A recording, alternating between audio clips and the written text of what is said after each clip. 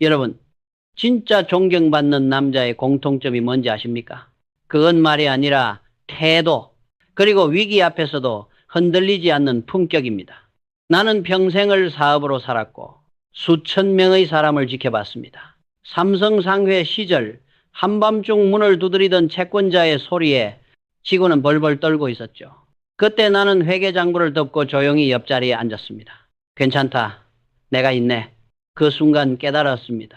사람은 옳고 그름보다 마음을 먼저 이해해주는 사람을 찾는다는 걸, 여자를, 동료를, 세상을 움직이는 힘은 재산도 학벌도 아닙니다. 그건 그릇 그리고 품이에요. 그릇이 큰 사람은 조용하지만 단단하고, 품이 있는 사람은 따뜻하지만 쉽게 무너지지 않습니다. 오늘 영상에서 나는 내가 일생을 걸어 깨달은 5가지 원칙을 말하려 합니다. 이 원칙을 알면 당신은 어떤 관계에서도 무너지지 않는 진짜 신뢰를 얻을 수 있습니다. 끝까지 들어보십시오. 이건 단순한 이야기 아니라 당신의 인생을 바꾸는 사업보국의 철학입니다. 그리고 듣는 동안 떠오르는 한 단어를 댓글에 남겨주세요. 그 한 단어가 당신 변화의 첫걸음이 될 겁니다. 지금 구독과 좋아요를 눌러두세요. 당신이 더 깊은 인생의 통찰을 찾을 때 나는 언제나 이 자리에서 기다리고 있을 겁니다. 사람을 대할 때 가장 먼저 필요한 건 말 잘하는 기술이 아니다. 바로 그릇이 커야 따뜻함이 닿는다. 이게 내가 평생을 걸쳐 배운 첫 번째 진리였다. 나는 젊은 시절부터 사람을 경영의 중심에 두었다. 돈보다, 기술보다 결국 회사를 움직이는 건 사람이라는 걸 너무나 뼈저리게 느꼈기 때문이다. 그런데 사람을 움직이는 힘은 숫자나 명령이 아니다. 그건 마음을 품는 힘이다. 1938년 대구에서 삼성상회를 처음 열었을 때였다. 비가 세차게 쏟아지던 밤이었다. 가게 불빛은 희미했고 직원 한 명이 식은땀을 흘리며 내게 뛰어왔다. 사장님, 거래처 사람이 빚독촉을 하며 문을 두드리고 있습니다. 그의 손은 떨리고 있었고 목소리는 갈라져 있었다. 나는 결산장부를 덮었다. 그리고 그 옆에 조용히 앉아 말했다. 괜찮다. 내가 있네. 그 말에 그는 잠시 울먹이며 고개를 끄덕였다. 나는 그날 아무것도 훈계하지 않았다. 무슨 잘못을 했는지 따지지도 않았다. 단지 옆에 있어줬을 뿐이다. 그때 깨달았다. 사람은 언제나 정답보다 이해를 원한다는 걸. 누구나 힘든 순간에 당신 잘못이 아니야 라고 말해주는 한 사람이 필요하다. 그 한마디가, 그 한 존재가 사람의 인생을 바꾼다. 다음 날 아침 나는 그와 함께 직접 거래처를 찾아갔다. 상대방은 처음엔 화가 난 얼굴이었지만 내가 직접 고개 숙여 사정을 설명하자 표정이 풀리며 이렇게 말했다. 사장님이 직접 오실 줄은 몰랐습니다. 믿고 기다리겠습니다. 그날 나는 또 하나의 교훈을 얻었다. 신뢰는 말로 쌓는 게 아니라 태도로 쌓는 것이라는 걸. 그리고 그 태도의 바탕엔 그릇이 있다. 그릇이 크면 상대를 포용하고 그릇이 작으면 상대를 재단한다. 이건 단지 사업의 이야기가 아니다. 가정에서도 인간관계에서도 똑같이 적용된다. 내가 임직원들에게 자주 했던 말이 있다. 상대가 실수했을 때 그 사람의 마음부터 들여다보라. 그게 리더의 품격이다. 리더란 먼저 손을 내밀 수 있는 사람이다. 그릇이 큰 사람은 화를 다스리고 그릇이 작은 사람은 감정을 통제하지 못한다. 결국 조직을 움직이는 건 권력이 아니라 마음을 다룰 줄 아는 품이다. 여러분 한번 생각해보라.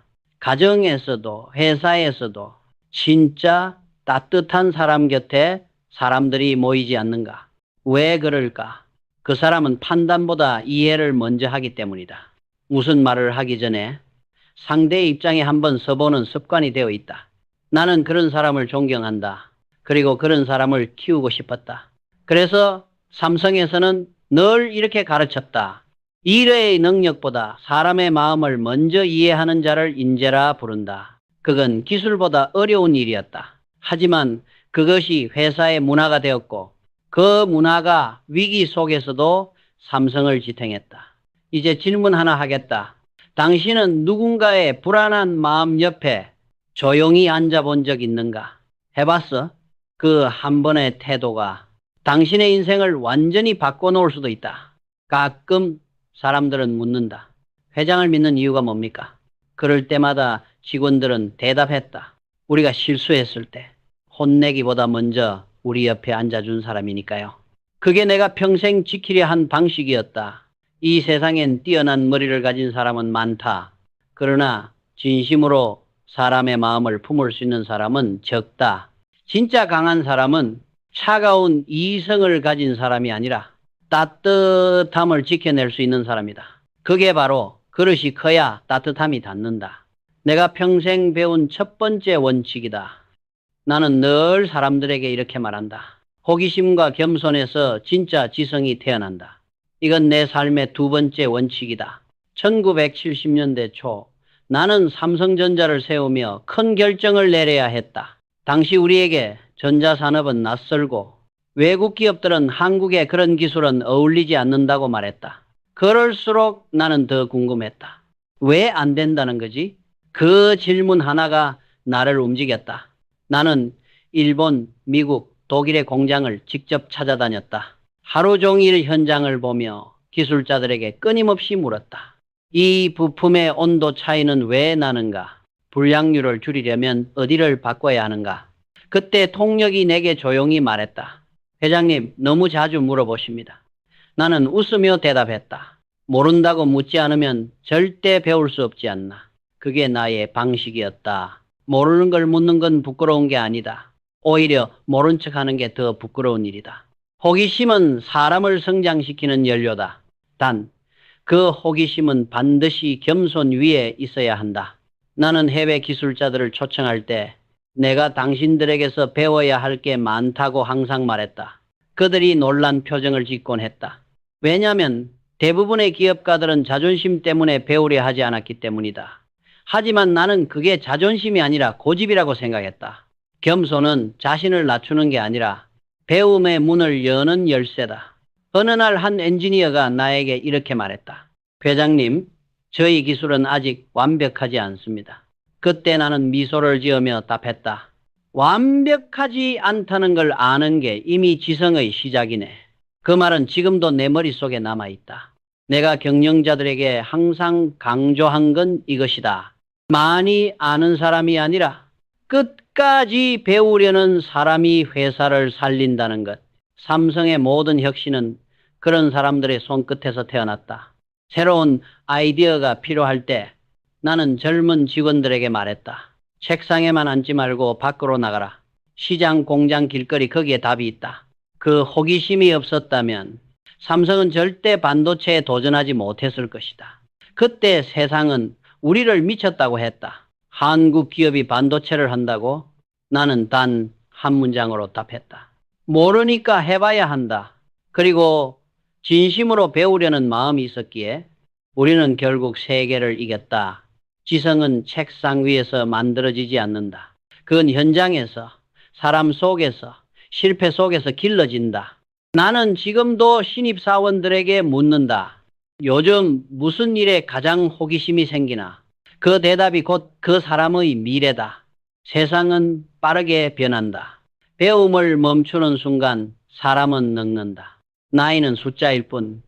멈춘 호기심이 진짜 노화다. 그러니 배우고 또 배워라. 그게 곧 살아있다는 증거다. 이제 당신에게 묻고 싶다. 요즘 무엇에 가장 궁금함을 느끼는가? 그리고 그 궁금함을 행동으로 옮겨본 적 있는가? 해봤어? 배움은 머리로 하는 게 아니다. 두려움을 넘어 한 발 내딛는 용기. 그게 진짜 지성의 시작이다. 살다 보면 마음이 요동칠 때가 있다. 하지만 진짜 강한 사람은 그런 순간에도 흔들리지 않는다. 그래서 나는 세 번째 원칙을 이렇게 정했다. 흔들리지 않는 마음, 여유와 품격의 리더십. 내가 회사를 이끌며 가장 두려워했던 건 경쟁사도 경기 불황도 아니었다. 바로 감정에 휘둘리는 나 자신이었다. 1970년대 후반 삼성은 사업 확장을 두고 큰 내분을 겪었다. 한쪽은 위험하니 멈추자, 다른 한쪽은 도전해야 한다고 주장했다. 회의 분위기는 냉랭했고 감정이 오갔다. 그날 밤 나는 한참을 창가에 서 있었다. 서울 한남동 본사 건물의 불빛들이 반짝이는데 내 마음은 이상하게도 고요했다. 화가 난다고 해서 옳은 결정을 내릴 수 있는 건 아니다. 그때 나는 스스로에게 그렇게 중얼거렸다. 그리고 모든 회의를 멈추고 단 하루의 생각 정리 시간을 가졌다. 다음 날 나는 담담히 회의실에 들어가 말했다. 어제는 모두 감정이 앞섰다. 오늘은 이성으로 이야기하자. 그 한마디에 공기가 바뀌었다. 누구도 다시 큰 소리를 내지 않았다. 결국 우리는 서로의 의견을 정리하며 한 방향으로 나아갔다. 그때 느꼈다. 지도자의 말 한마디는 칼보다 무섭고 침묵보다 강하다는 걸. 감정은 인간의 본능이다. 하지만 그 본능을 다스릴 수 있어야 품격이 생긴다. 가정에서도 마찬가지다. 회사에서 스트레스를 받았다고 그 화를 집으로 가져가면 안 된다. 집은 피난처지 전쟁터가 아니다. 나는 한 번도 가정에서 목소리를 높인 적이 없다. 왜냐하면 내 안의 분노를 밖으로 흘리면 언젠가는 반드시 자신에게 돌아오기 때문이다. 분노는 돌고 돌아 신뢰를 갉아먹는다. 그래서 나는 항상 이렇게 말했다. 리더는 바람이 아닌 산처럼 있어야 한다. 사는 바람에 흔들리지 않는다. 그저 묵묵히 자리를 지킬 뿐이다. 한 번은 이런 일이 있었다. 공장장이 보고를 하며 말을 더듬었다. 서류가 엉켜 있었던 것이다. 그는 얼굴이 하얗게 질렸고 주변 직원들은 모두 긴장했다. 나는 그를 바라보다가 조용히 말했다. 괜찮네. 나도 긴장할 때는 말이 꼬이더군. 회의실에 웃음이 돌았다. 그때 나는 확신했다. 한 사람의 여유는 100사람의 공기를 바꾼다. 흔들리지 않는 마음은 결국 신뢰의 시작이다. 사람들은 실수를 잊지만 그때 느낀 분위기와 표정을 기억한다. 그래서 나는 언제나 마음의 균형을 유지하려 했다. 결정은 냉정하게, 말은 따뜻하게, 시선은 기르게. 그게 내가 평생 지키려 했던 리더십의 삼원칙이었다. 여러분, 인생에서도 똑같다. 누군가가 당신을 오해하거나 부당한 말을 던질 때 즉시 맞받아치지 말라. 한 걸음 물러서서 생각해라. 이 감정이 내 인생에 무슨 도움을 주는가? 그 한 번의 호흡이 당신을 구한다. 나는 직원들에게 자주 말했다. 화를 다스릴 줄 모르면 결국 조직은 너희 감정에 휘둘린다. 감정을 통제하는 건 냉정함이 아니라 사람에 대한 존중이다. 리더는 감정보다 먼저 배려해야 한다. 이제 당신에게 묻고 싶다. 누군가의 말 한마디에 화가 난 적이 있는가? 그때 숨 한 번 고르고 조용히 미소 지어본 적 있는가? 해봤어? 그게 바로 흔들리지 않는 마음의 첫걸음이다. 사람의 말은 쉽다. 하지만 말보다 행동, 신뢰는 지켜지는 약속에서 태어난다. 이것이 내가 평생을 걸어 지키려 했던 네 번째 원칙이다. 나는 늘 신용을 기업의 생명이라 말했다. 삼성 상해 시절, 아직 자본도 인력도 부족하던 때였다. 당시 나는 거래처와 약속한 납품 기일을 하루라도 늦추지 않기 위해 직접 마차를 몰고 밤길을 달린 적이 있다. 비가 쏟아져 길이 진흙탕이었지만 그 한 약속을 어기면 회사의 이름도 사람의 신뢰도 함께 무너진다고 생각했다. 이병철은 말한 건 반드시 지킨다. 그 평판 하나가 내 인생의 자산이 되었다. 신뢰는 한 번의 말로 생기지 않는다. 작은 약속을 반복해서 지키는 행동이 쌓여야 비로소 얻을 수 있다. 나는 직원들에게 자주 이렇게 말했다. 사람은 실수를 잊지만 약속을 어긴 건 절대 잊지 않는다. 당신이 누군가에게 전화하겠다고 말했으면 그게 밤 11시라도 해야 한다. 이번 주에 만나자고 했다면 그 날짜를 먼저 제안하라. 그게 바로 신뢰를 만드는 습관이다. 1970년대 후반 나는 해외 바이오와 반도체 계약을 논의하고 있었다. 상대는 한국 기업을 신뢰하지 않았다. 기술보다 당신들의 약속을 믿을 수 있겠습니까? 그 말이 아직도 생생하다. 나는 단호하게 대답했다. 삼성은 이익보다 신용을 먼저 남깁니다. 그 한마디로 계약이 체결됐다. 그들은 이병철은 절대 말뿐인 사람이 아니다라고 했다. 그때 나는 깨달았다. 말은 아무리 멋져도 행동이 따르지 않으면 거짓이 된다. 사람은 귀로 듣지만 결국 눈으로 판단한다.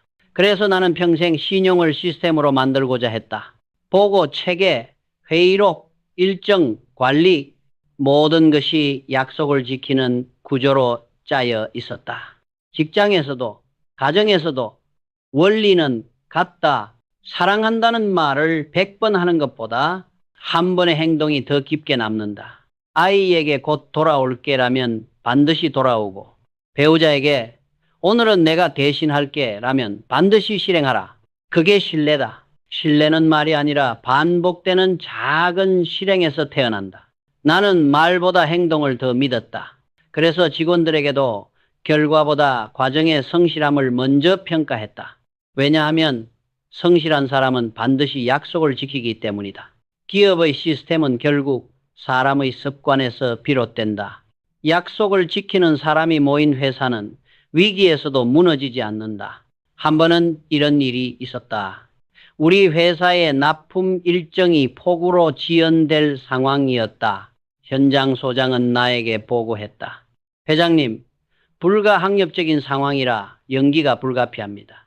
나는 잠시 생각하다 말했다. 비는 고객 탓이 아니지 않은가. 그날 밤 직원들이 비옷을 입고 트럭을 밀며 약속한 시간에 맞춰 납품을 완료했다. 그 일을 본 거래처 대표가 내게 전화를 걸었다. 회장님, 저는 그날 삼성의 신용을 봤습니다. 그 이후 나는 회사의 벽마다 이 문구를 붙였다. 신용은 기업의 생명이다. 그리고 그건 내 인생의 좌우명이 되었다. 여러분, 신뢰는 단 한 번의 큰 성공이 아니라 작은 약속의 반복으로 만들어진다. 그 반복을 버틸 수 있는 사람만이 끝까지 존경받는다. 이제 당신에게 묻겠다. 오늘 당신이 한 약속 지켰는가? 그 약속을 행동으로 옮겨본 적 있는가? 해봤어? 작은 약속 하나를 지키는 순간 당신의 이름은 이미 신뢰가 된다. 많은 사람들이 이렇게 말한다. 가정일은 아내가 하는 일이지 나는 돕는 거야. 하지만 나는 단호하게 말하고 싶다. 가정은 돕는 곳이 아니라 함께 세우는 곳이다. 이게 내 인생의 마지막이자 5번째 원칙이다. 나는 사업을 하면서도 가정의 질서와 회사의 질서는 다르지 않다고 생각했다. 집이 무너지면 회사도 흔들린다. 그래서 나는 언제나 말했다. 가정의 평화가 곧 회사의 안정이다. 하루는 이런 일이 있었다. 아이들이 어릴 때 나는 자주 출장으로 집을 비웠다. 그런데 어느 날 집에 돌아와 보니 식탁 위에 식기들이 어지럽게 놓여 있었다. 나는 잠시 멈췄었다. 이건 누구의 일인가? 그 순간 스스로 대답이 나왔다. 우리 모두의 일이다. 그날부터 나는 가정에서도 회사처럼 움직였다. 아침엔 내가 먼저 식탁을 정리했고 휴일엔 아이들과 함께 마당에 낙엽을 치웠다. 누군가는 물었다. 회장님, 그런 건 직원에게 맡기시지요. 나는 웃으며 답했다. 회장도 한 사람의 아버지이자 남편이지 않은가. 내가 이런 말을 하면 사람들은 놀란다. 하지만 나는 이렇게 생각했다. 가정은 누군가를 도와주는 곳이 아니라 함께 책임지고 세우는 곳이다. 도와준다는 말 속엔 이미 그건 원래 내 일이다라는 생각이 숨어 있다. 그 마음이 계속되면 결국 관계는 멀어진다. 가정에서도 신용이 필요하다. 회사에서 약속을 지키듯 집에서도 작은 약속을 지켜야 한다. 오늘은 내가 아이들과 놀아줄게. 그 말을 했다면 반드시 지켜라. 사랑은 말이 아니라 행동으로 증명해야 한다. 가족이 믿는 건 당신의 말이 아니라 당신의 일상이다. 나는 집에서도 청소기 버튼을 누르며 이런 생각을 했다. 이게 사소해 보여도 내 책임의 일부다. 가정의 질서와 회사의 시스템은 결국 하나의 철학에서 나온다. 질서를 지키는 마음, 상대를 존중하는 태도, 작은 일을 소중히 여기는 습관, 그게 가정의 신뢰를 만든다. 나는 아내에게 자주 이렇게 말했다. 당신의 하루가 평온해야 나의 하루도 평온하다. 그건 단순한 애정 표현이 아니었다. 가정을 경영의 한 축으로 본 철학이었다. 가정이 편안하면 일터의 판단도 흔들리지 않는다. 사업이 아무리 성공해도 집이 불안하면 마음은 무너진다. 여러분, 가정을 사랑한다면 돕는다는 말을 오늘로 끝내라. 그건 책임을 나누는 게 아니라 밀어내는 말이다. 대신 이렇게 말하라. 함께 하자. 그 한마디가 가족을 변화시킨다. 아내의 미소, 아이의 눈빛, 모두 그 함께에서 생긴다. 삼성의 창립 정신, 사업보국시협업은 나라를 위해 기업이 존재한다는 뜻이었다. 그 정신은 가정에도 그대로 통한다. 가정보국가팅보, 즉 가족이 평화로워야 사회가 강해진다. 가정을 함께 세우는 건 결국 나라를 세우는 일과 같다. 이제 당신에게 묻겠다. 오늘 당신의 집은 누가 지키고 있는가? 돕는다는 말로 스스로를 면제하고 있진 않은가? 해봤어? 진짜 가족을 위해 함께 일하고 함께 웃어본 적 말이다. 사람들은 종종 말한다. 성공한 사람은 다 매력 있어 보인다. 하지만 나는 이렇게 대답한다. 진짜 매력은 얼굴도 재산도 아닌 마음에서 나온다. 그게 내가 평생 깨달은 마지막 진리다. 세상은 빠르게 변한다. 얼굴의 아름다움은 세월이 가져가고 재산은 언제든 방향을 바꾼다. 그러나 마음의 깊이는 어떤 폭풍에도 흔들리지 않는다. 나는 그 마음의 크기로 사람을 판단했다. 평생 수많은 사람을 만났다. 돈을 벌고 명예를 얻고 권력을 쥔 사람들도 봤다. 하지만 끝까지 존경받은 사람은 따뜻함과 성실함, 그리고 약속을 지킨 사람이었다. 그들은 화려하진 않았지만 묵묵히 자신이 믿는 길을 걸었다.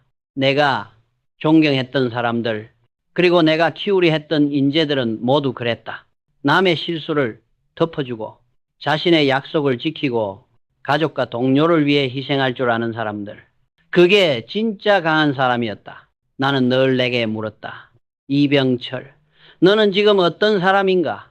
매일 새벽 혼자 책상 앞에 앉아 그 질문을 되뇌었다. 사업이 잘 될 때도 위기가 닥칠 때도 나 자신에게 그 물음을 던졌다. 그리고 대답은 항상 같았다. 나는 아직 배우는 사람이다. 배우는 사람이다. 사람은 완벽하지 않다. 하지만 중요한 건 완벽하려는 노력이다. 그 노력의 중심엔 따뜻한 마음, 겸손한 지성, 흔들리지 않는 품격, 그리고 지켜진 약속과 함께 세우는 가정이 있어야 한다. 그 5가지가 인생의 뼈대다.